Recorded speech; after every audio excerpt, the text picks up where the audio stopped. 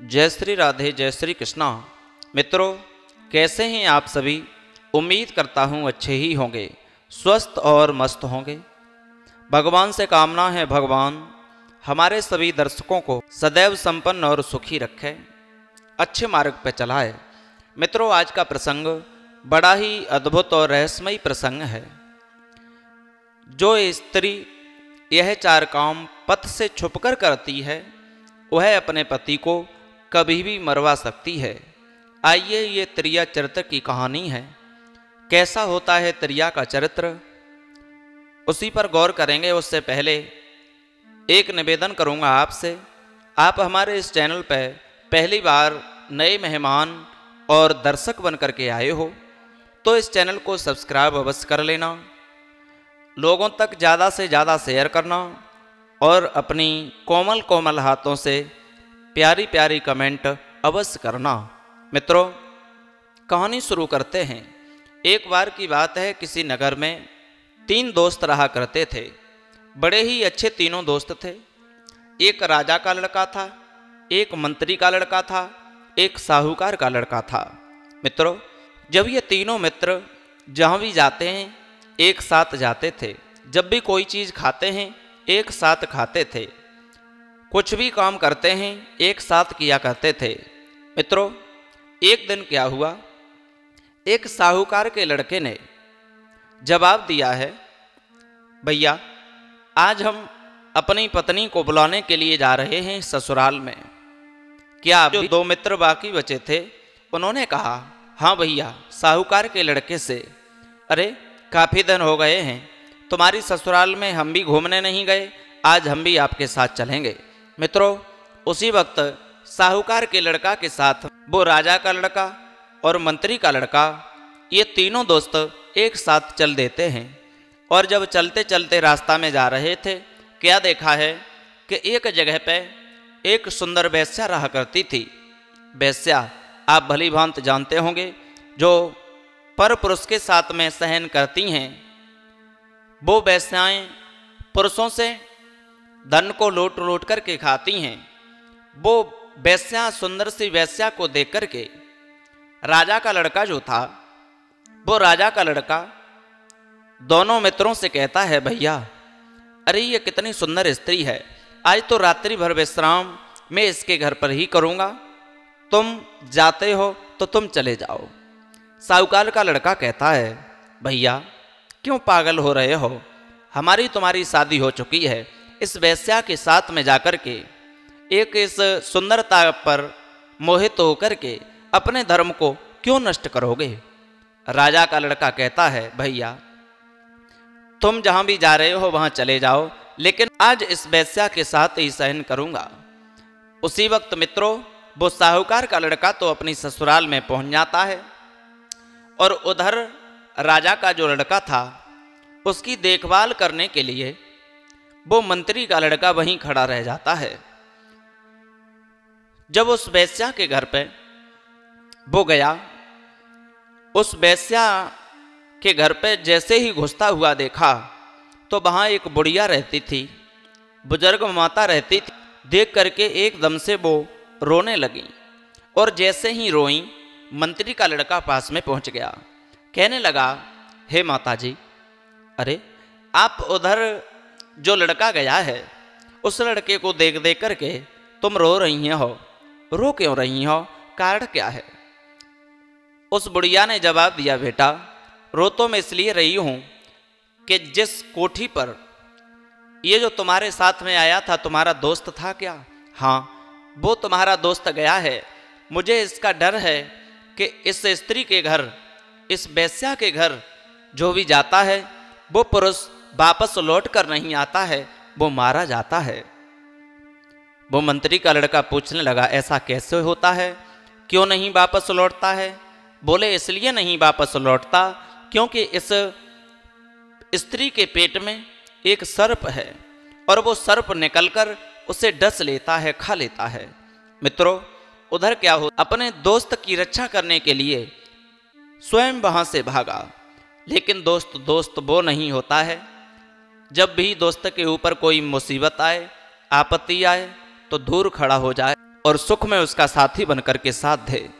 दोस्त तो वही है जब मित्र के ऊपर दुख आए, मुसीबत आए, उसमें साथ दे। मित्रों, आज वो राजा का लड़का उधर वेश्या के साथ में लेटा हुआ था, रात्रि हो चुकी थी। उस वक्त वो मंत्री का लड़का वहीं छुप छुप कर के देख रहा है कि उस स्त्री के पेट से एक सर्प निकलता है और उन्हें कुछ नहीं पता है, न राजा के लड़के को पता है, न उस वेश्या को पता है। राजा के उस मंत्री ने क्या किया कि मंत्री जाता है, सर्प को जैसे ही देखता है तो तलवार से उस सर्प के 2 टुकड़े कर देता है, उसे मार देता है। उस सर्प को जैसे ही मारा है, अपने मित्र को बचा लिया, वहां से छुप कर के आगे बढ़ा तो क्या देखा कि एक स्त्री है, एक औरत रात्रि के समय कहीं जा रही है, जंगल में उस रास्ते से निकलकर जा रही है। मंत्री का लड़का खड़ा खड़ा देखने लगा, ये स्त्री और वो भी रात्रि के समय यहाँ क्या लेने आई है। थोड़ा और आगे बढ़कर देखा तो वो कोई और नहीं थी, उसी के दोस्त जो साहूकार का लड़का था उसकी पत्नी थी। वो अपने यार से, अपने प्रेमी से मिलने के लिए गई थी रात्रि के वक्त। जाते ही जाते जैसे ही उस प्रेमी के पास में पहुंची है, प्रेमी ने हजारों गालियां दे डाली। ओरी बेहूदी औरत, तुझे नहीं पता कितनी देर हो गई मुझे यहाँ खड़े खड़े, तूने इतना इंतजार कराया। इस जंगल में यदि कोई जंगली जानवर आता वो मुझे खा जाता, इतनी देर हो गई, तू कहाँ रही। एकदम से उस अपने प्रेमी से गले में गलवैयाँ डाल करके बड़े हंस खेल के बातें करने लगी। ऐसी बातें न कहो, आज मैं थोड़ी लेट इसलिए हो गई कि हमारे घर पे हमारे जो पति हैं उनके मित्र आ गए थे, पति नहीं बताए, इसलिए उन्हें मैं खाना पीना खिलाती रही, इसलिए लेट हो गई। लेकिन आज मैं तुम्हारे लिए खीर बना के लेकर के आई हूँ, इस खीर को तुम स्वयं खा लो। और जैसे ही उस खीर को दिया, वो मित्र, वो प्रेमी तो क्रोध में था, उसने वो खीर नहीं खाई। लेकिन वो मंत्री का जो लड़का था वो ये सारा दृश्य छुप कर देख रहा था। वो सोचने लगा, ये तो मेरे मित्र की पत्नी है, जो मेरा मित्र ससुराल में अपनी पत्नी को बुलाने आया है और वही पत्नी आज अपने इस प्रेमी के साथ में ऐसा आराम कर रही है। आज उसने क्या किया कि उधर जो साहूकार की लड़के की जो बहू थी, उसने अपने प्रेमी से जब खीर के लिए कहा कि तुम इसे खा लो, तो उसने मना कर दिया, नहीं खाएंगे। क्रोध में आकर के उसने उस स्त्री को यानी अपनी प्रेमिका के नाक को काट दिया अपने मुंह से। और जैसे ही नाक को काटा तो आज वो नकटी हो गई और नकटी होकर के उस चेहरे को छुपाकर वहां से भागी। वो तो भाग कर के अपने घर पे पहुंची और उधर जो मंत्री का लड़का छुप कर के ये सारा दृश्य देख रहा था, उसने जाकर उसके प्रेमी का वध कर दिया, उसे मार दिया, मौत के घाट उतार दिया।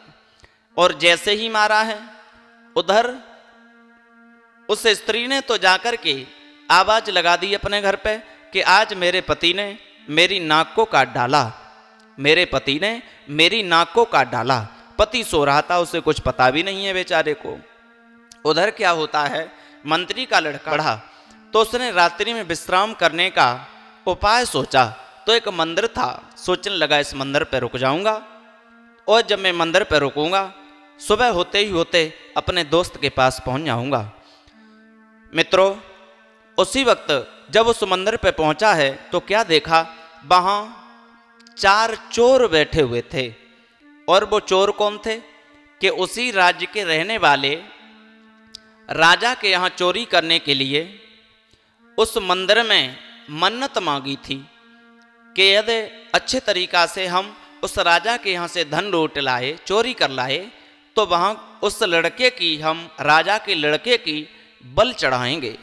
मित्रों, वहाँ पर वो राजा का लड़का तो नहीं मिला था उन्हें, चोरी तो कर लाए थे, लेकिन चोरी में मिला हुआ सामान यानी एक लड़की थी, उस लड़की की बल चढ़ाने वाले थे। तब तक तो उस मंत्री के लड़का ने देख लिया तो उन 4 चोरों से लड़ाई की और उन्हें चारों को मौत के घाट उतार दिया। जैसे ही चारों को मारा है, चोर जब मर गए उसके बाद में जो स्त्री लड़की थी उससे कहा है, हे बहन अब तुम अपने घर जाओ। वो लड़की कहती है, भैया जब आपने इतना सारा काम कर दिया, किन चोरों को मारकर मेरी जान को बचा लिया, तो एक एहसान और कर दो कि मुझे मेरे घर तक आप छोड़ दो। वो लड़का कहता है, ठीक है मैं छोड़ देता हूँ।